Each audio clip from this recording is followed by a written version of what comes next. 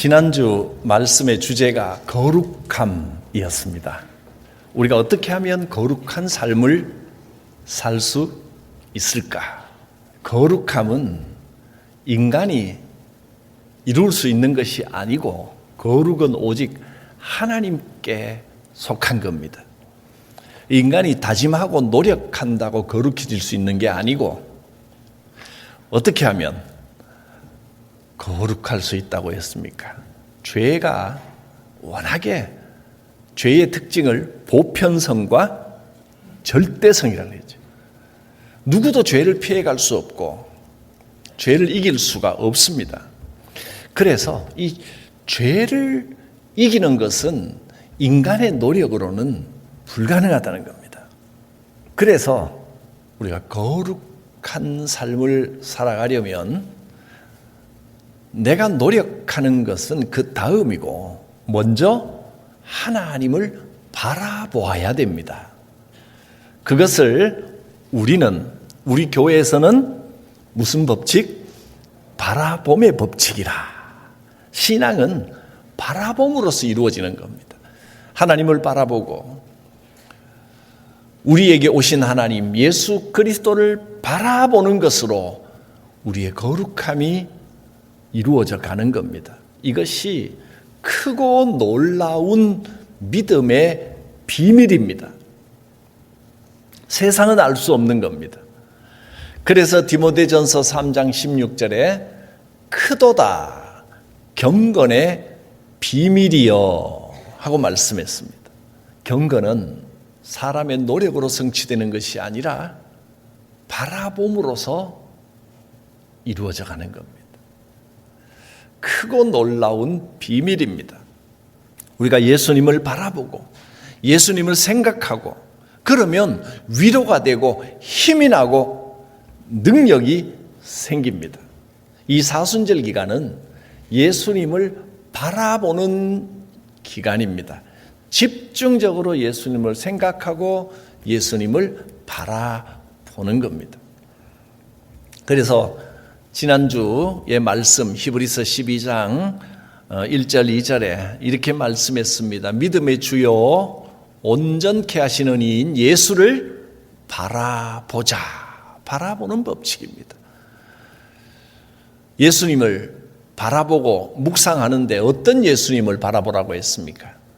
십자가를 참으시고 부끄러움을 개의치 아니하신 주님, 고난과 수치를 참으신 주님을 묵상합니다.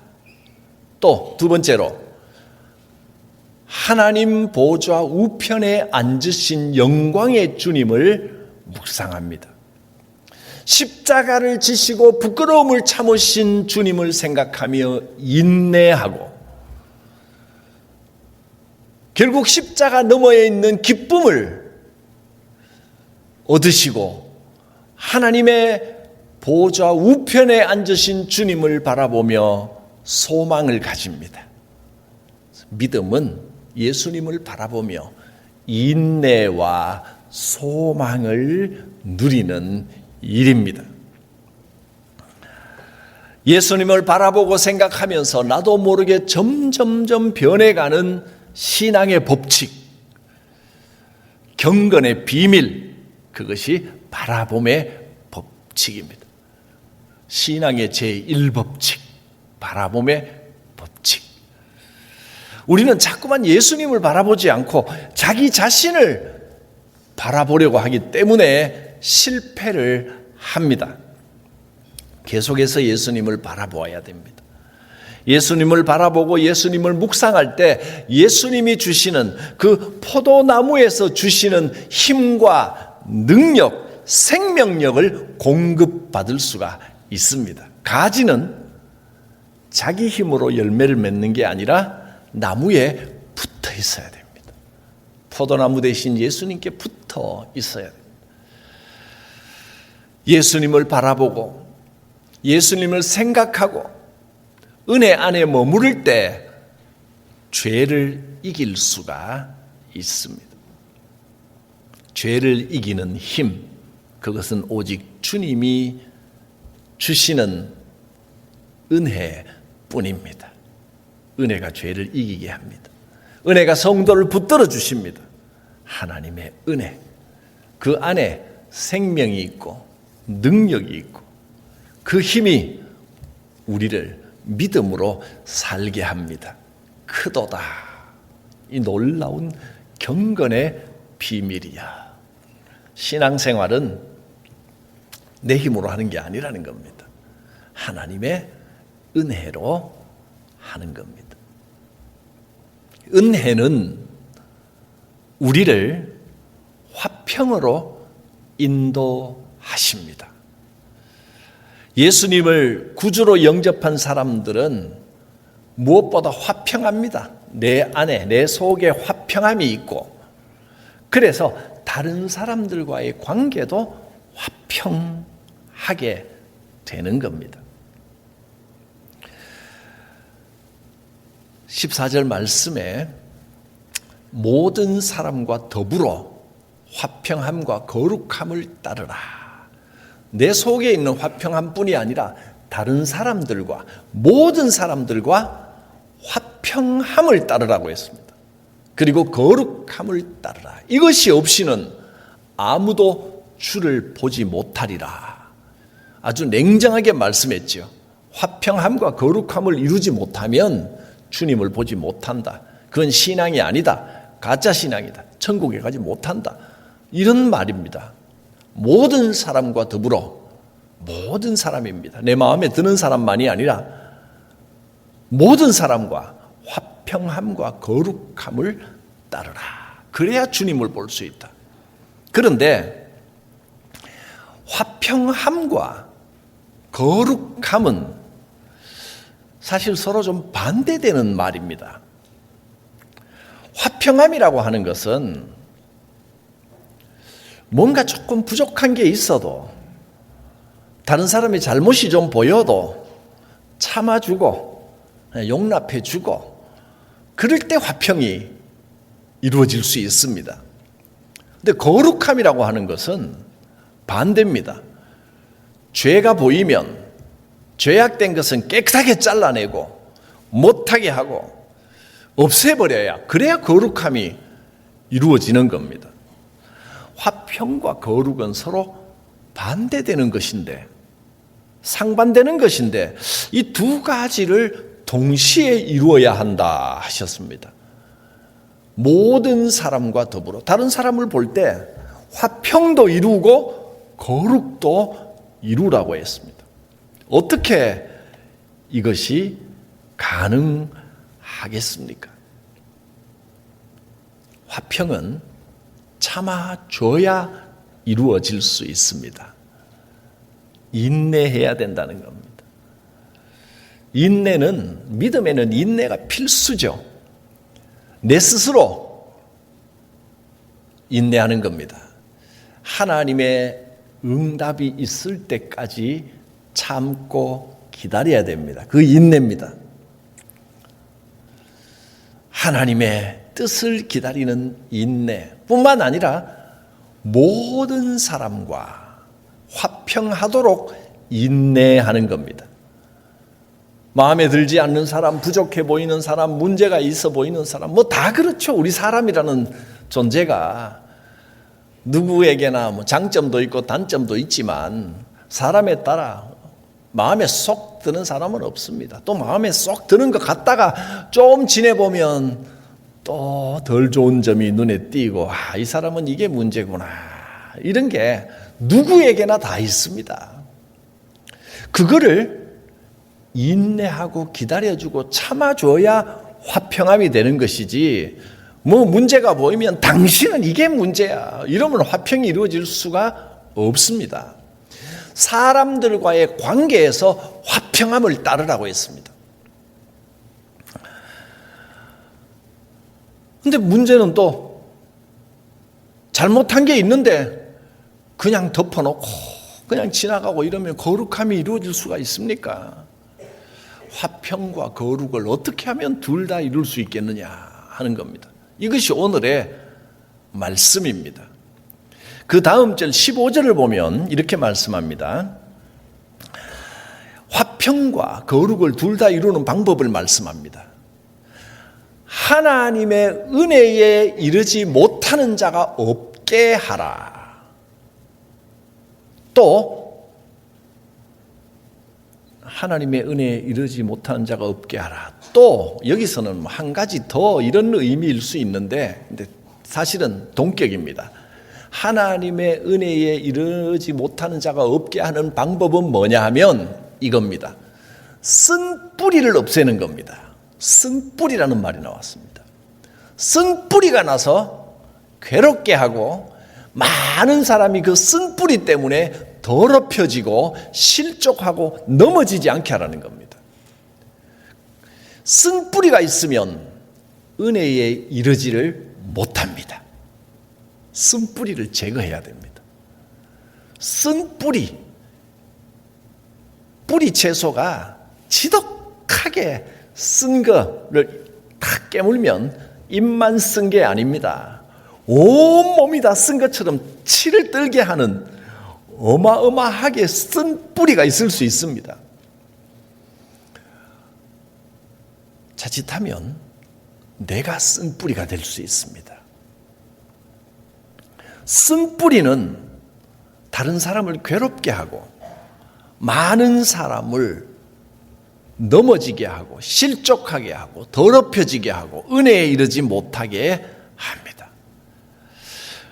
다른 사람의 마음에 상처를 주고 실족하게 하고 마음을 닫아버리는 은혜를 멀리하는 사람이 생기지 않도록 하라는 겁니다. 거룩함을 지나치게 추구하면 화평함을 보지 못하고 거룩함만 보면 나도 모르게 내가 쓴뿌리 역할을 하게 되어버립니다. 잘못된 것 고쳐야지요. 맞습니다. 고쳐나가야지요. 또 잘못된 건 잘못된 것으로 인정을 해야지요. 그런데 아직 준비가 되지 않았을 때 잘못된 부분들을 계속 찌르면 고치기보다는 넘어져 버립니다. 떠나버립니다. 문제점이 눈에 보이면 우선 좀 인내해야 됩니다. 기도 제목으로 삼고 인내하고 기다릴 줄 알아야 되는데, 그리고 소망을 가져야 됩니다. 거룩함에 대한 소망, 화평의 인내와 거룩함의 소망을 동시에 가져야 됩니다. 뭔가 문제가 좀 보이면 이 문제다. 저 사람은 저게 문제라고.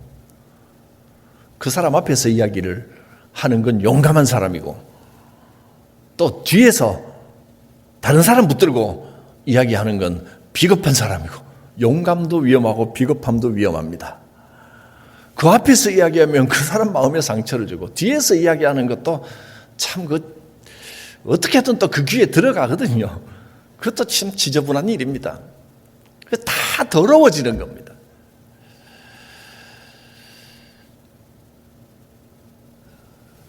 이게 문제다. 이 사람은 이게 문제고 저 사람은 저게 문제고, 그러다 보면 우리 교회는 이게 문제고, 목사님은 저게 문제고, 우리 장로님들은 이게 문제고, 이 정도 가면 이제 깨달아야 됩니다. 내가 쓴뿌리구나.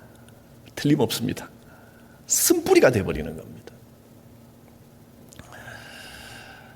누군가의 잘못을 발견하거나 실제로 실수를 보았을 때도 인내하고 용납하기보다 당장에 정죄하고 공격하면 상처 입고 실족하고 은혜를 떠나고 다툼이 생기고 문제가 생기고 그렇습니다.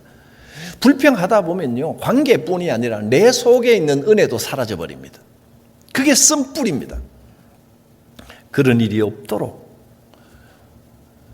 주의해야 됩니다. 먼저 화평함을 이루어야 됩니다. 화평함이 우리를 거룩함으로 인도합니다. 악한 말, 악한 행동, 악한 고집, 그런 것으로 다른 사람의 잘못된 것을 지적하는 것으로 내가 도끼가 생기면 그게 그 사람도 문제가 있지만 내가 더 문제거리가 됩니다. 쓴뿌리가 생겨나게 된다는 겁니다. 화평함을 따라야 됩니다. 화평의 인내, 거룩의 소망. 이 두 가지를 다 이루어내기 위하여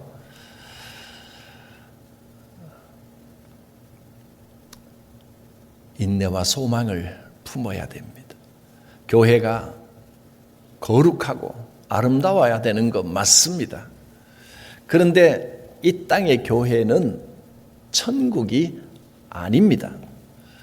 완전하지 못합니다. 부족한 게 많습니다. 그래서 여러 가지 시험 들게 하는 일도 많고 실망하는 일들도 많이 일어납니다. 비방하기도 하고 악한 소문으로 쓴뿌리가 생기기도 합니다. 빨리 깨닫고 발견하고 화평함으로 돌아가야 됩니다. 뭔가 문제거리가 보일 때 사람을 바라보지 말고 누구를 바라보라? 하나님을 바라보고 주 예수님을 바라보고 나를 도우시는 성령님을 바라보고 삼위일체 하나님을 바라보는 겁니다. 살아계신 하나님께서 이 문제를 해결하여 주시리라. 하나님께 맡길 줄 아는 것이 거룩한 사람의 모습입니다. 하나님 손에 맡깁니다. 그리고 인내하며 소망 중에 기도합니다. 살아계신 하나님께서 거룩함을 회복시켜 주시리라는 소망을 가집니다. 화평의 인내, 거룩의 소망. 그것이 참된 신앙입니다. 내 힘과 내 손으로 그 문제를 어떻게든 해결하고야 말겠다 하다 보면 자기도 모르게 어느새 화평을 해치는 쓴뿌리가 되어 있습니다. 바리새인들이 그랬습니다. 거룩함을 추구한다고 자기가 용납되지 않는 일은 절대로 용납할 수 없다. 결국 예수님을 잡아 죽이는 자들이 되어버렸습니다. 문제는 내가 해결하는 게 아닙니다. 하나님께서 해결해 주셔야 되는 겁니다. 다른 사람의 문제를 지적하고 정죄하려고 하다가 자기 자신의 거룩함과 화평이 깨지는 경우가 많습니다. 화평과 거룩을 동시에 이루는 방법은 인내하며 소망을 가지고 기도하는 겁니다. 화평함과 거룩함을 따르라. 그래야 주님을 볼 수 있습니다. 화평함과 거룩함에 실패한 대표적인 인물로 에서를 예를 들었습니다. 16절에 보면 음행하는 자와 혹 한 그릇 음식을 위하여 장자의 명분을 판 에서와 같이 망령된 자가 없도록 살피라. 에서가 팥죽 한 그릇에 장자의 명분을 판 것을 음행하는 자와 동일시했습니다. 또 망령된 짓이라고 했습니다. 에서 같은 자가 없도록 하라. 근데 사실은 에서는요, 나름대로 굉장히 열심히 사는 사람이었습니다. 자기 일에 충실하고 얼마나 열심히 일하고 왔던지 너무너무 배가 고파서 허기가 져서 동생이 팥죽을 끓이고 있는데, 야, 팥죽 한 그릇만 우선 빨리 좀 다오. 허기 좀 면해야겠다. 그러면 아우 형님 고생하셨습니다. 팥죽 많이 끓이고 있는데 아이고 어서 드세요. 한 그릇 쑥 내줄만 한데 동생이 참 못됐습니다. 형님 장자의 명분을 내게 파시오. 그럼 내가 한 그릇 줄 테니. 그 기회를 노려가지고 말이나 되는 이야기입니까? 야비한 이야기를 합니다. 참 얄밉기는 야곱이 정말 얄밉습니다. 에서가 뭐 크게 잘못한 게 뭐가 있습니까? 문제는 자기가 지금 누리고 있는 은혜와 축복을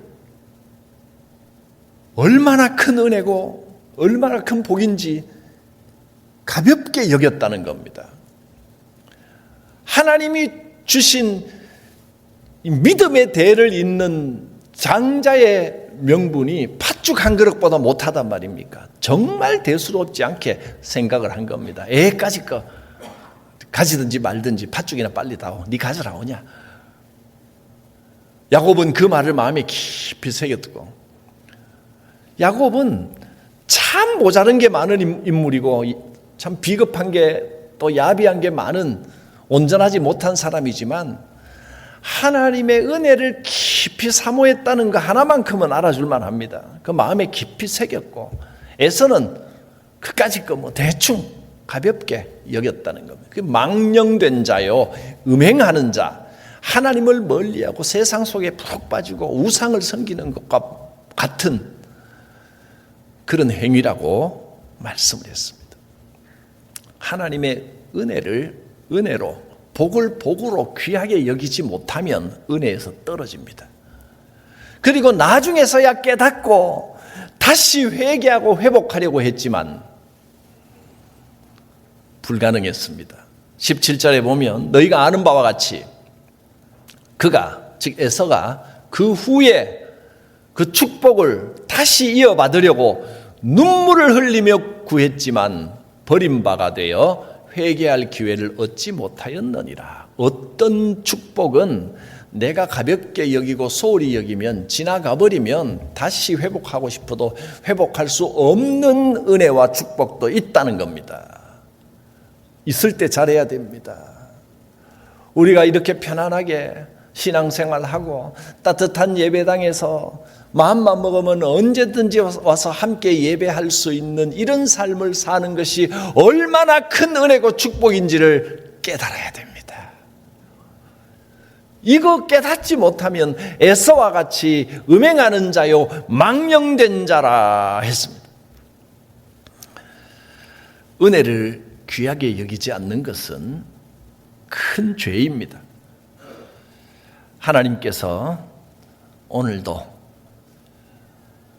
하나님 마음에 합한 사람을 찾으십니다. 어떤 사람입니까? 화평함과 거룩함을 따르는 사람입니다. 인간은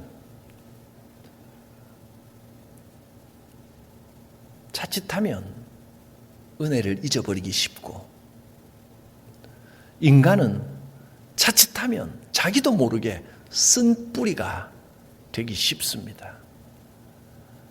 누군가의 문제가 발견되면 우리는 이 두 가지를 반드시 생각해야 됩니다. 화평함과 거룩함을 이루어야 된다. 그 사람을 손가락질하고 잘못됐다고 욕하고 비방하기 전에 내 자신을 돌아봐야 됩니다. 내 속에 화평의 인내가 있는가? 거룩함의 소망이 있는가? 뭔가 불만이 생겼을 때, 이 문제다 싶을 때 하나님께서 이끄시고 계시고 하나님께서 변화시켜 주실 것이라는 거룩함의 소망이 있는가? 내가 그것을 참아주고 기다려줄 줄 아는 화평함의 소망이 있는가?